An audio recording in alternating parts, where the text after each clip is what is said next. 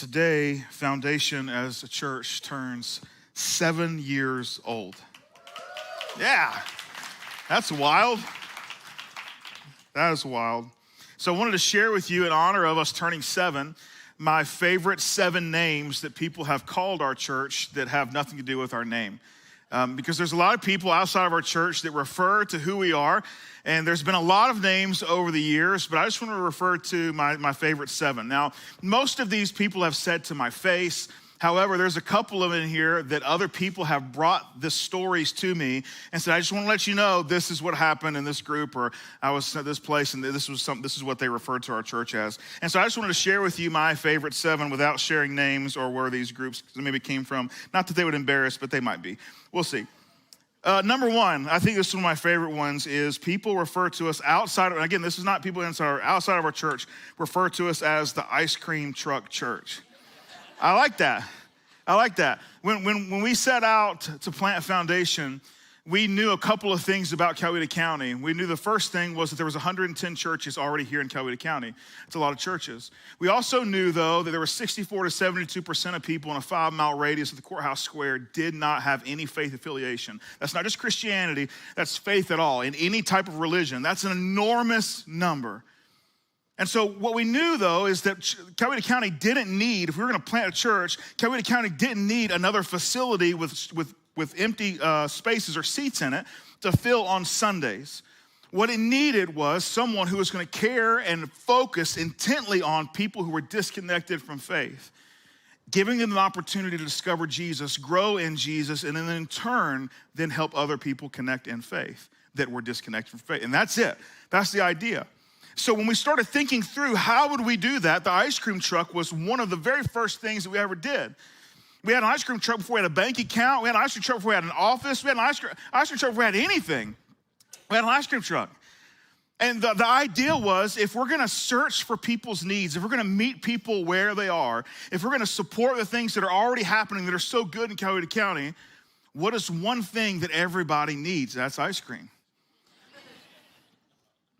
And then some people are like, I'm lactose intolerant. And we're like, well, we got popsicles. You know what I'm saying?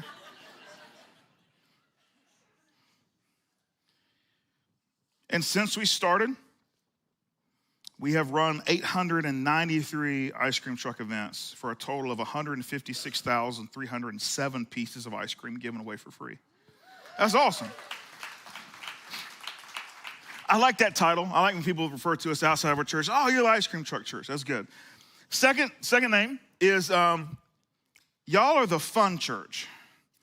Now, when the people that said this was not to me, this was someone else, and they came and told me, they were not meaning this as a compliment. It was a backhanded compliment, like, oh, y'all are the fun church. Like, you dang right we are. I took it as a compliment, whether they meant it that way or not. You know, it just is what it is. I like it. I think the things that matter most in our life should probably have some fun associated with it. And I think we get our hands dirty, and there will be a lot of moments where we blood, sweat, and tears with people. But the other side of it is the good news would bring joy to all people. And I think joy brings some fun from time to time. What am I saying, time to time? A lot. It brings a lot. It's a lot. The third thing that people refer to our church as outside of Foundation as the young, hip church. You dang right, Kylan. How about that? Are my kids listening? Are my kids listening to this? No, I can't tell you this true story. I've had 5 or 6 of these conversations with folks that are a generation beyond me. I'm 41 years old, so folks that are about a generation past me that hesitated being a part of and just even trying out our church because they're like, we're going to show up and we're just going to be the old people in the room. And everybody's going to look at us funny, and everybody's going to think, why in the world are they here?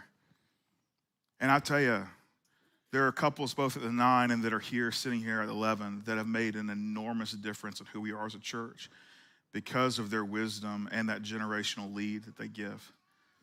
And for sure, when we started out, it was a bunch of really, really young folks, and it just attracted more. I mean, there was like 2-year-olds everywhere. But it has been so good to begin to see a diversity happen amongst our age groups. And I would encourage, and maybe even just be a permission-giving moment for those of you who are a generation ahead of me, to seek out younger guys that are in my generation and below and give them what you have. Pour into them what you've learned. And maybe they might teach you a thing or two as well. Because together, we are definitely a better version of church. People outside of the church have referred to us as the Christmas Parade Church, which I have to correct them. I said, no, we are the 7 times People's Choice Award champion Christmas Parade Church. Just to be fair, okay? We don't just get participation trophies, okay? Right. And people have referred to us as the Community Service Church. Now, we're not a bunch of convicts, so we're not doing community service. Though we do have convicts here, and I like that. I think it's a good thing. Some incredible, incredible guys that have completely turned their life around. People just in the last 6 or 7 months have started to refer to us as the mental health church. In fact, we had a person just this week, doesn't even live here, but read an article in the paper and showed up. And that's what she said, I hear this matters to y'all. And people outside of our church have referred to us as the mentoring church. Being the single largest provider of mentors for at-risk kids in the public school system in Coweta County is not just a badge of honor for us. It's a reminder of a vision and a path forward. That if we have the opportunity to invest in children that qualify as at risk, which means there's a severe issue in behavior, academics, or attendance, and it's reached a threshold that says if this continues, the chances of them graduating plummet. For us to be able to step in those places and meet with them weekly for lunch and to see the trajectory of their academic career change, not because we were able to share Jesus with them, but because we were able to be Jesus to them, that's an important thing.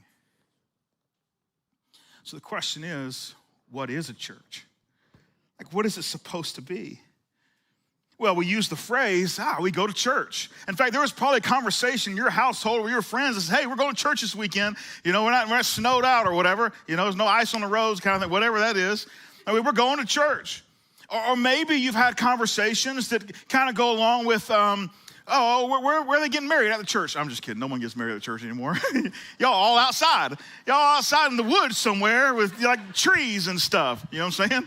I need natural lighting for my photos. I get it. I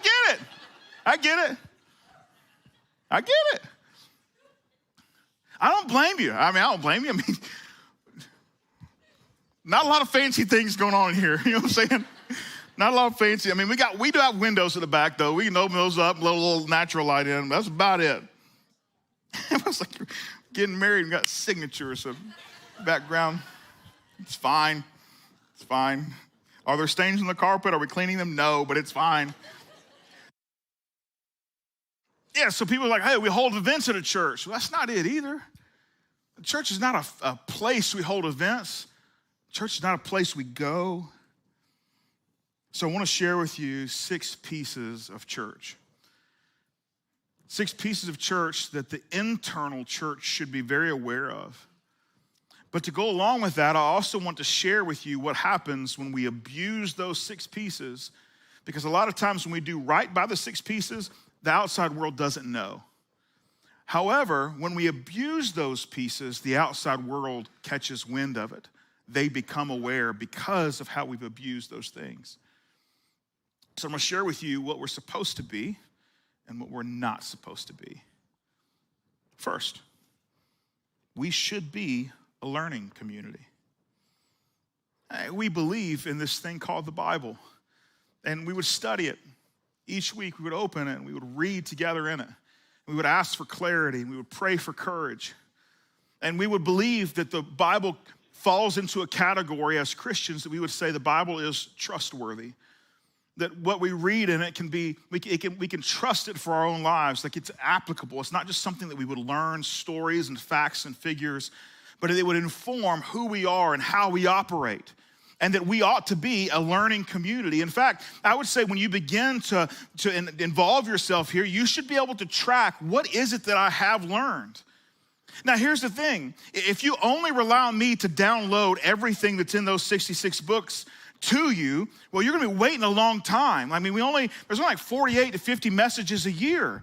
You know, I mean, we can't even if I want to do a message on each book, that's not even each chapter in the book or each story. Like, you just don't get there. So I can't be the only person that's downloading in this learning community, but you should be inspired or given opportunities to say, you know what, not only on Sunday gatherings will I learn a little bit, study a little bit, but I'm given more opportunities. In fact, I feel this desire that I should learn more about Jesus, and some of that's gonna be your own effort that you put into it. That you're not just gonna sit here on a Sunday morning with your mouth open wanting me to put the spoon in because you're hungry. But that you would say, hey, this is good. I like to engage with the word on Sundays, but then it inspires me because I want to know more about Jesus than you can tell me in 50 Sundays a year, that I'm going to dig in on my own. We ought to be a learning community. Now, when we abuse this, though, we become something else. You see, what we should not be is not a know-it-all community. We can't be that. We can't be the people that says we got it figured out. We can't be the people that walks into a situation and says, hey, I know you got questions. Well, I've got answers. I know you didn't ask me for the answer, but I have the answer, and I think you should listen to it. Whether you ask me for it or want it, I've got an answer. Let me just tell you about it. Let me open my Bible to chapter whatever, this, that, and the other. Let me read to you what you need to do. Like, we can't be that. I mean, the truth is, for those of you who've been following Jesus for decades, the danger for you, honestly, is that you think, I've already learned it all. That I've arrived where I am as a follower of Jesus. That's a dangerous place for any of us. And as all of us, the more time we put in as followers of Jesus, the more dangerous that becomes. And honestly, that struggle might be more dangerous than any struggle we have when we're first learning to follow Jesus. Because eventually we get to a place where it's like, man, I've heard every story. I've read the Bible back to back or cover to cover. And all of a sudden we start convincing ourselves, I'm not sure there's anything new for us, which like inadvertently we're saying, we're a completed project, which when we look from a biblical standpoint would be we're just like Jesus. That's a scary thing for us to say. So we can't be a know-it-all community. We should be a worship community. Now, let me make sure we play this out. We should be a worship community because we ought to be able to acknowledge the significance and the place of God and our relationship to where God is. In other words, we ought to be able to acknowledge the definition of the word God, the position of God, the entity, the spiritual being of God, and acknowledge this is who he is, this is what it means to fulfill the title God in relationship to I'm nowhere near that. And when we see the distance between who we are and who God is, the natural response when we honestly understand that will be worship. Examples are in the Christmas story. The shepherds had no idea. They see a baby and their response is worship. Kings, magi, they come a couple years after Jesus is born or so. They come to a house and they see this toddler. And what is their response? They're kings. They would be worshiped on their own if they were in their own country. They walk into this poor little podunk house in this tiny little town, and there's a toddler in a diaper standing there. What's their response? Worship. Because they have a really good understanding of how incredible God is and how insignificant we are as people relative to God. And the only response when we then engage with that reality is, I submit to you, worship. Now, we are not to be a consumer community. You see, this is where the inverse happens is, okay, well, if I'm gonna go worship God, I want it on my terms. If we go back to the 90s and the early 2000s, churches were going through a worship war because the only way they could worship God was a piano and an organ, or the only way I could worship God was drums and guitars. And that was the thing. It's like we got to have it our way or no way. It's ridiculous. All of a sudden it was it's about who we are and how we want to approach God, as opposed to, honestly, it doesn't matter. When I have an opportunity to engage with other like-minded believers, put a piano on or an organ, have somebody stand up and wave their hands like this, which I don't know what that means, but I think it's keeping us on time. Or have singers with handheld microphones and drums and guitar. Either way, that should not be a barrier for someone who's well informed about who God is and who we are not. And when we step into that moment, we ought to be able to worship. But we convinced ourselves, I prefer to have it my way. Church, I tell you, I enjoy the way we worship right now in terms of our music. I like it.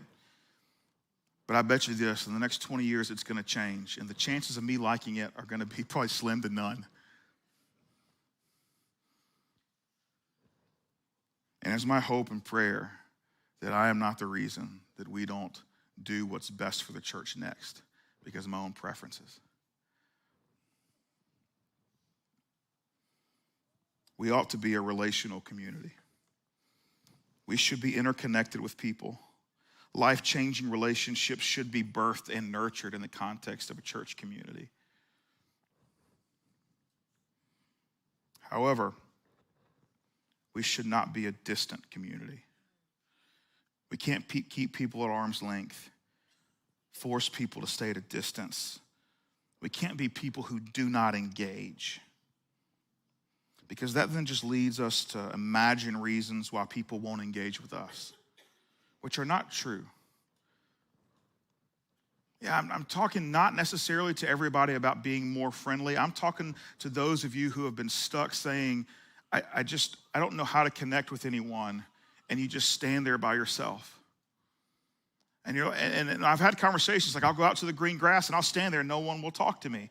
And my response is always, who did you talk to? Well, no one, because no one talked to me. I say, okay, all right, gotcha. You see the circle we're building here? Like engage. Give someone an opportunity to shut you down, you know? I know rejection sucks sometimes, but give them an opportunity.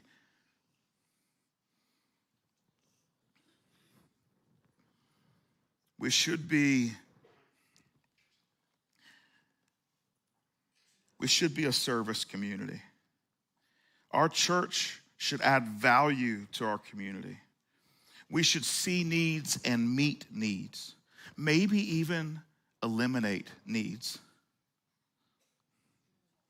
When the outside community thinks about our church, their thought ought not be, that's the church that's always begging for a discount. That's the church that's always begging for me to give them something for free. Like every week, one of their pastors is in here saying, hey, can I get a gallon of paint for 50% off? Like that shouldn't be how our community sees us. Our community should see us and say, they give a lot away. They're always willing to be open-handed. That church isn't someone that our community has to support. It's that church supports our community. That people that see Foundation, their thought ought to be, look, I might not agree with the way they see God or that there even is a God, but there is no doubt our community is better because of the good they do in it. That's the common ground we ought to be creating. Yeah, we should be a service community. We've done that. Our very first hire was a community outreach pastor. It was Jason Walton. Very first. And I knew it was important because I knew how churches are so easily turned back into themselves that we had to have someone that their entire thought process was outward. And the result of that is 56,066 service hours from our church. 65 different community partnerships in our community with nonprofits and charities that we help support and make their events happen or their programs happen or their finances happen. Those are the partnerships that we're investing in what's important to our community. So we should be a service community, not a self-serving community. In other words, my preferences and my comfort come first. That can't be who we are. We should be a prayer community. In other words, we should talk to God.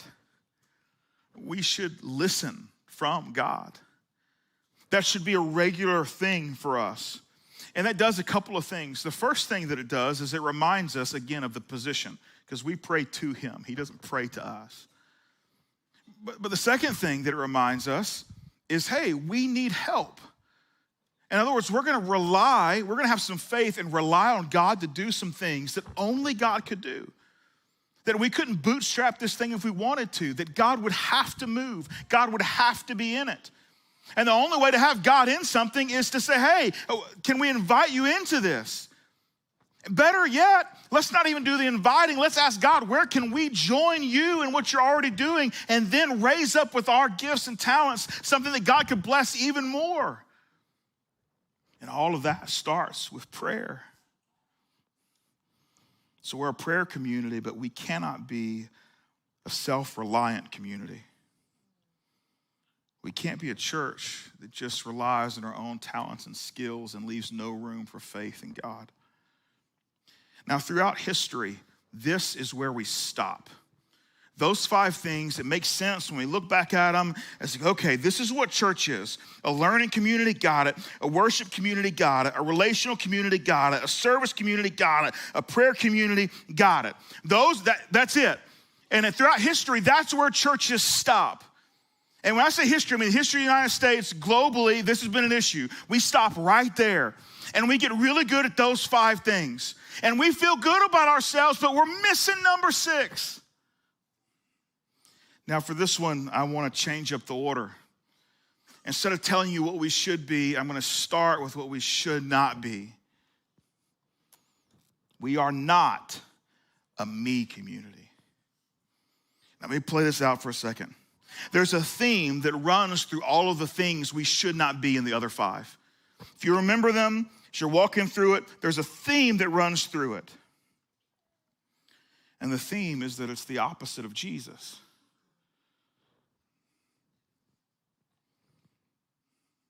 You know, when we think about a word that would describe Jesus, one of the first words that would come to any scholar's mind would be humble. It would be selfless. And all of these things that we don't want to be are the opposite of the attributes of Jesus. We have a really great summary statement that's given by the church planter, Paul. He's talking to a church that's pretty dynamic in its diversity. It's got a lot of Jews that grew up in the Jewish faith and then have since started to convert to the idea that Jesus is the Messiah that the Jewish people were waiting on.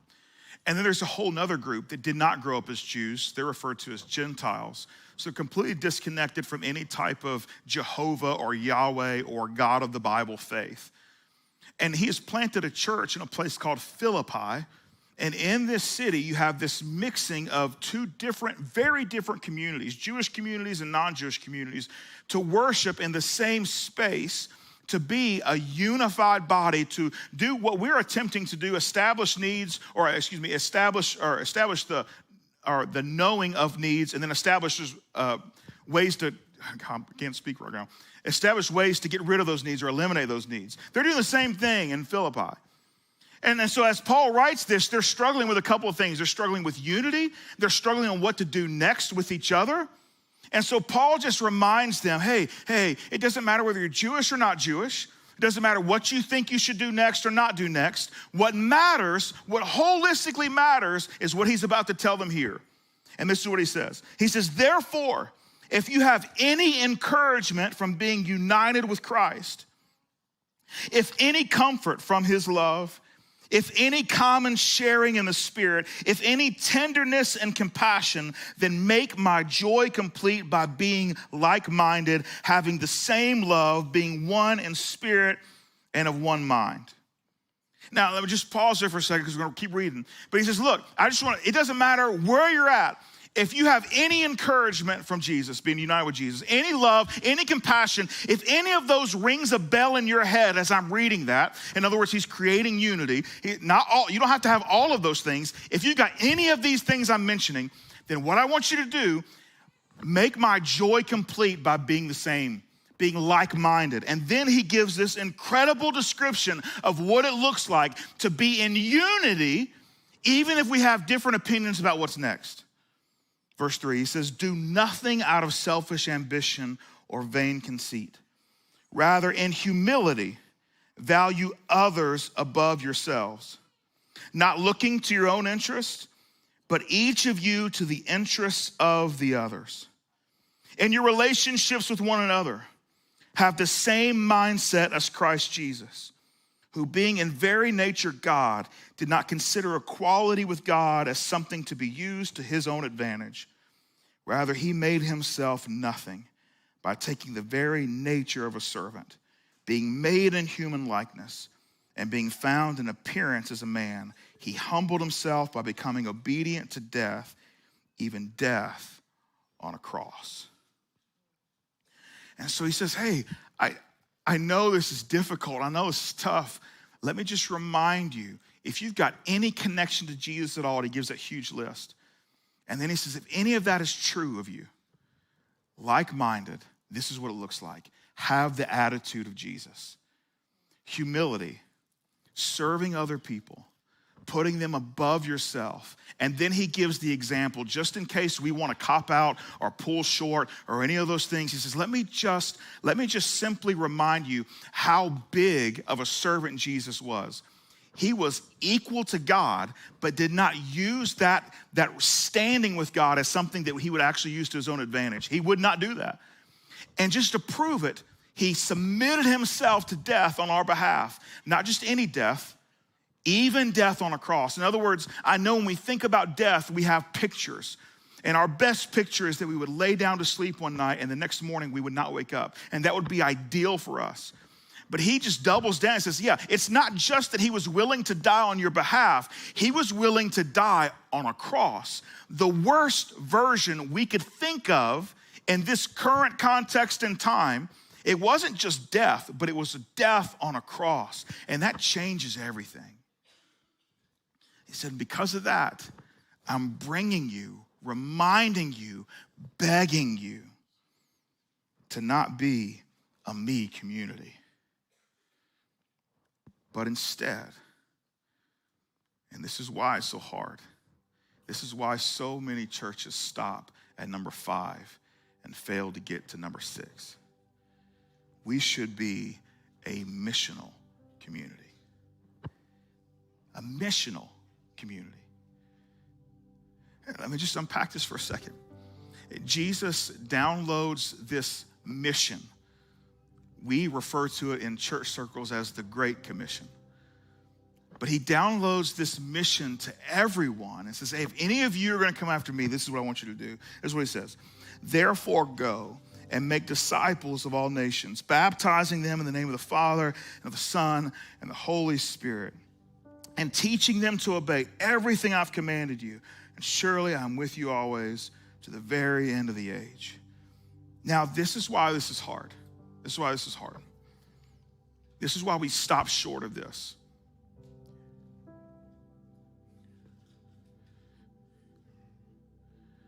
The other 5, we have control over. Think about it. Let's go back to the other 5.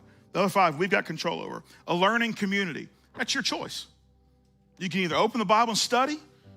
You can get on a YouVersion app, do a Bible study. You can attend a small group. You can ask some guys to meet with you for breakfast one day, and you can go and do some more in-depth study. You can reach out for a resource. You can read a book. That's on you. You can decide it. And so that's a box you can check, and you've got complete control over it. A worship community, that's you. You can decide, do I really want to know how incredible and big God is relative to who I am? That's a you decision. And the result of that, do I want to engage in worship? That's a you decision. And that's a box you can check, and you don't need anybody's help. Check that, boom, I'm done. A relational community, that's you. You can go to enough parties, you can meet enough people, you can have friends. That's a you thing.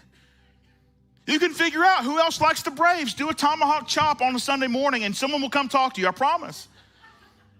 Like, you're mad at AA too for not signing a free agent? Yes, I am.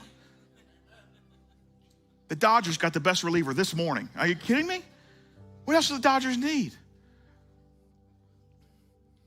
That's a you. You can check it. Check the box. I got friends.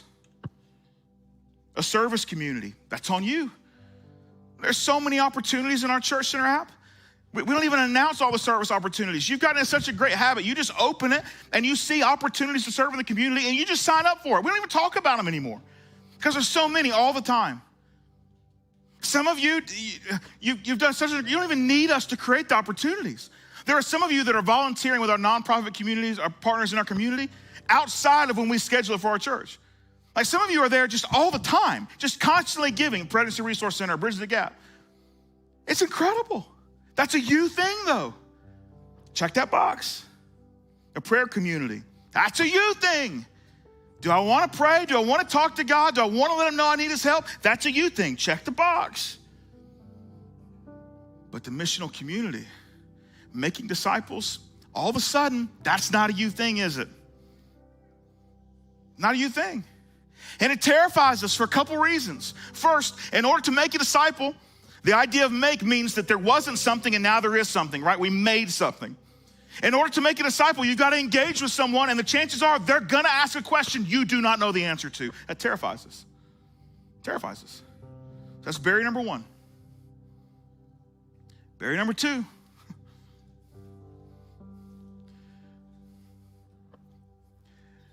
Our people who are disconnected from faith, you know what they don't want? They don't want just an invite to church. But that's what we've got.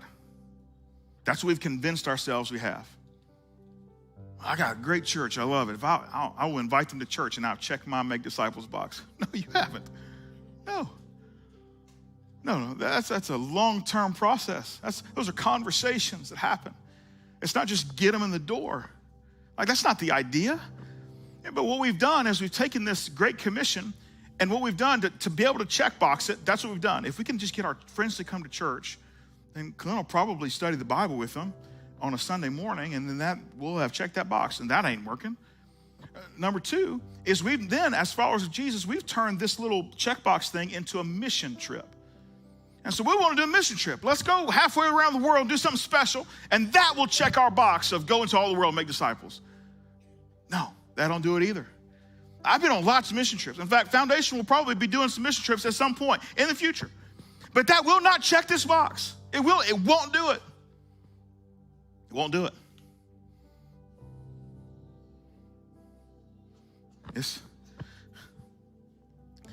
We're terrified. We shouldn't be terrified. You see, we lose it a little bit in the English because it says, therefore go. And all of a sudden we're like, okay, go to church. Go on a mission trip.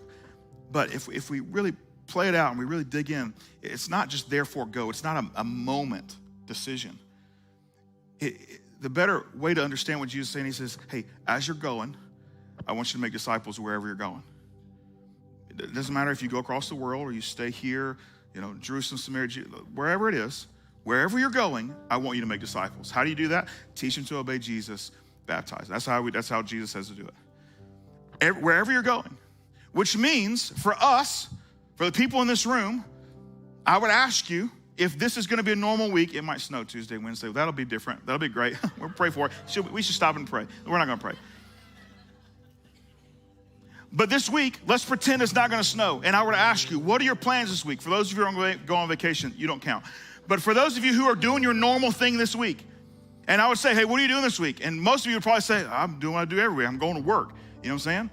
And then I would say to you, and as you go, make disciples. Teach the people there to follow Jesus, what it looks like. And then at some point, I think you might have the opportunity to share about baptism with them. As you're going, wherever that is.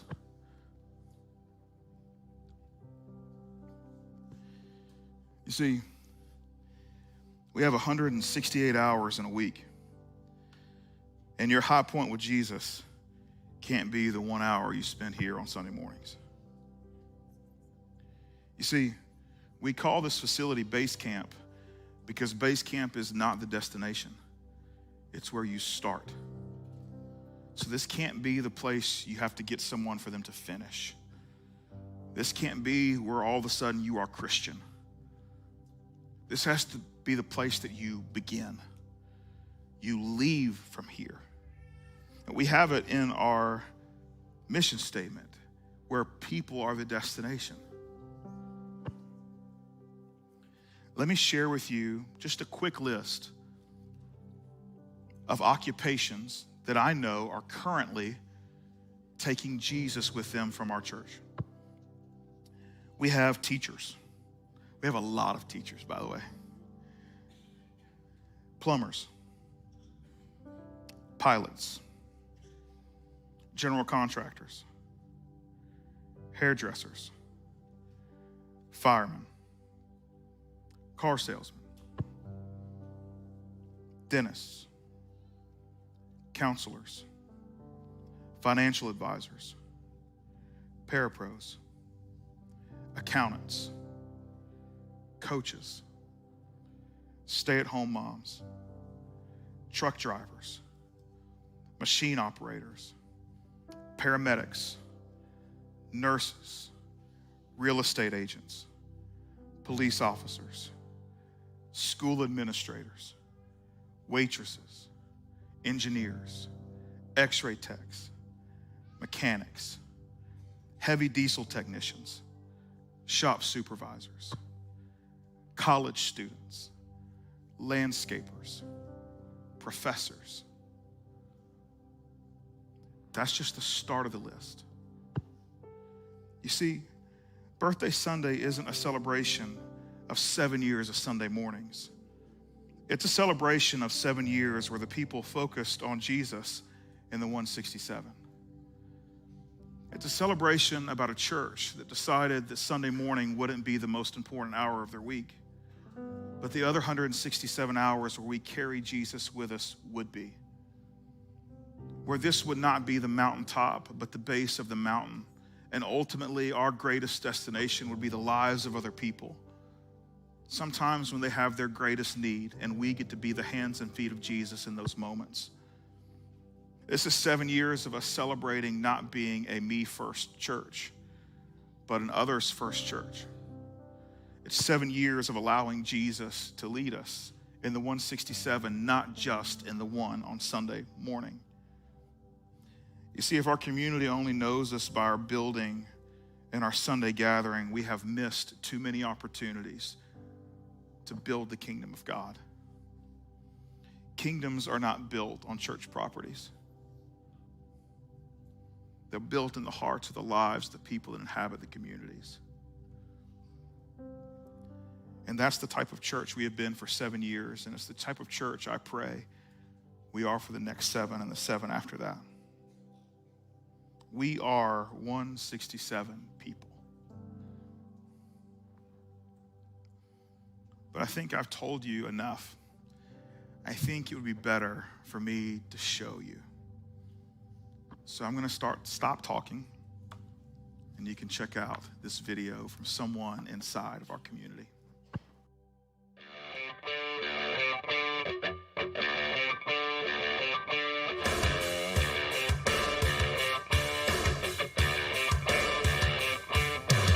My name is Andrew McCard. I'm 26 years old. We've got a beautiful wife and daughter, and we have another one on the way. We have a little boy due in May. Daughter's name is Graceland Sophia, and our boy's name will be Kellen Walker. For the past 3.5 years, I've been a heavy diesel technician for Brent Scarborough. I went to school for heavy diesel at West Georgia Tech. They focus more on the truck side of things. I kind of was drawn more towards the tractor side of things. I guess just because it's bigger. And you get to play in dirt. I found Brent Scarborough through family, friends. Once I went to school and got out of school, I was told to check him out, and I've loved it ever since.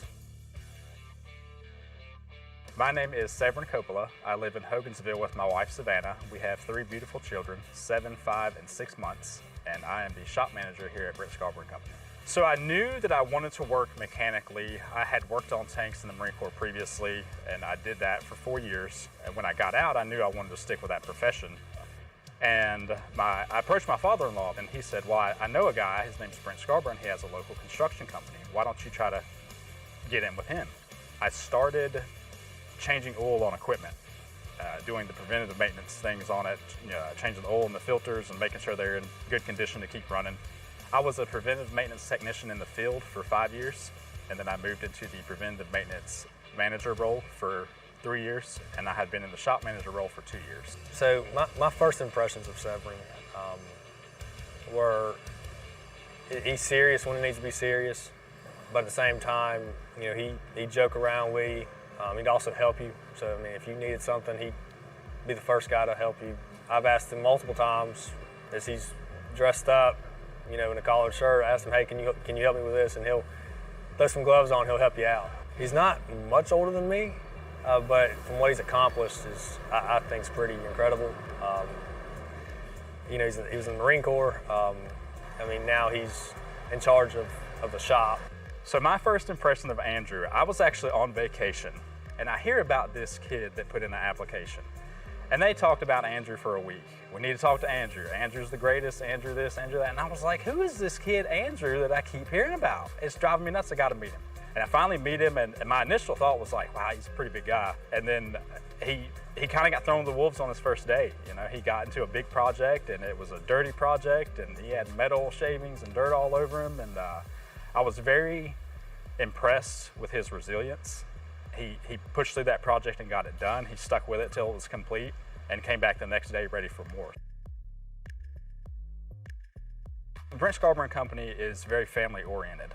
We don't focus only on what we do here at work. We get to know each other's families. We get to know each other's personal lives. And you get to work with somebody 12 hours a day, every day, you become very comfortable with them. And guys will come up and talk about their personal lives or maybe some struggles they're going through. A lot of my driving force here at work, here at Brent Scarborough & Company, what I do every day is, hey, how can I help these people that I interact with daily? I don't have to go miles and miles away to affect somebody's life. I think it's important to remember you affect somebody's life. You have the potential to affect somebody's life every day. That's very rewarding to see these guys and just watch them grow even in their own personal identity. Not only as a technician or a guy that's running the dozer, but as a person in general.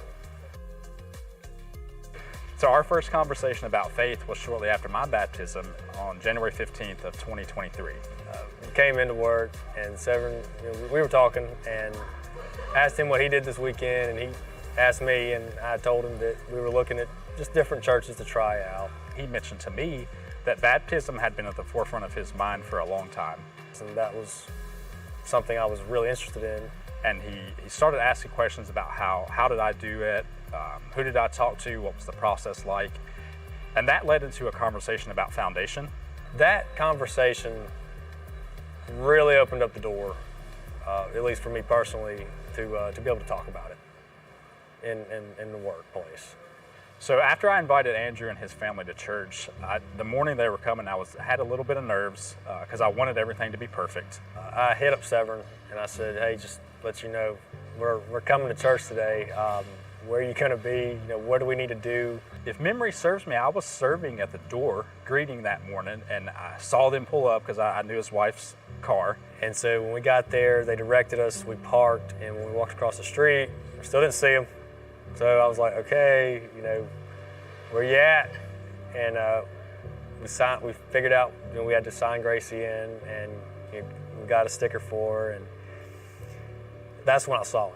And I was like, okay. So a little bit of stress was relieved when I finally saw him. I was like, okay, I'm not gonna be wandering around by myself. I ran over there, hey Andrew, it's good to see you. And then they came and sat close to us, and we talked again after the service, and I asked him how he liked it. He said he thoroughly enjoyed it. When we came to Foundation, it was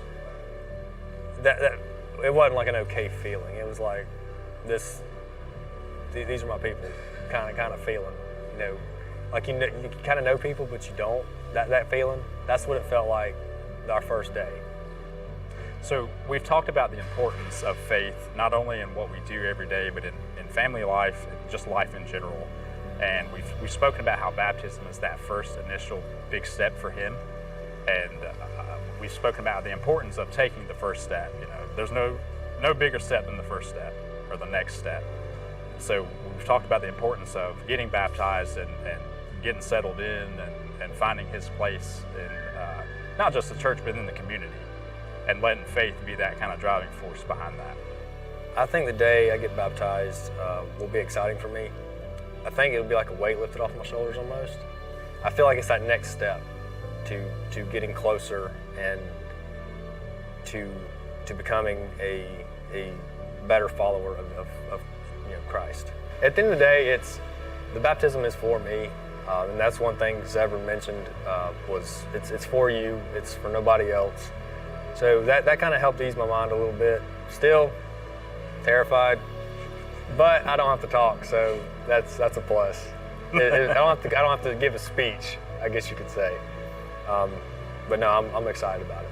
So I invited people to watch Andrew get baptized, not only because I'm so proud of Andrew and I want them to be proud also, but I want them to witness that. I want them to see how great it is, and I want them to be a part of it and just feel the greatness of the moment. And I hope that maybe somebody that's there just watching their buddy get baptized can reflect on themselves and say, hey, maybe this is a step I need to take. You know, Andrew looks like he's really getting his life together. Maybe I should ask him about how I can do this. And I hope it sparks some type of conversation or a thought within somebody that leads to a bigger conversation. The way Zevran leads by example. So when I came to him about, asking questions about church and about baptism, the way he opened up about it and was, kind of got excited about it. I was like, yeah, come check us out. We have a lot to offer.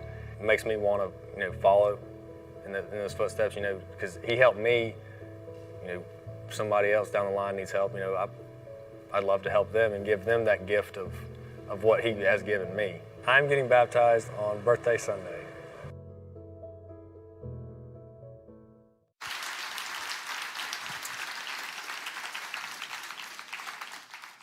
So this morning at the 9, this took place. I believe I believe that Jesus is the Christ, that Jesus is the Christ, the Son of the living God, the Son of the living God, and I'm accepting him and I'm accepting him as my Lord as my Lord and my Savior. and my Savior. Andrew, upon that confession of faith that Jesus is the Christ, the Son of the living God, you're now baptized in the name of the Father, the Son, the Holy Spirit. Be buried with Christ and rise to walk in the newness of life.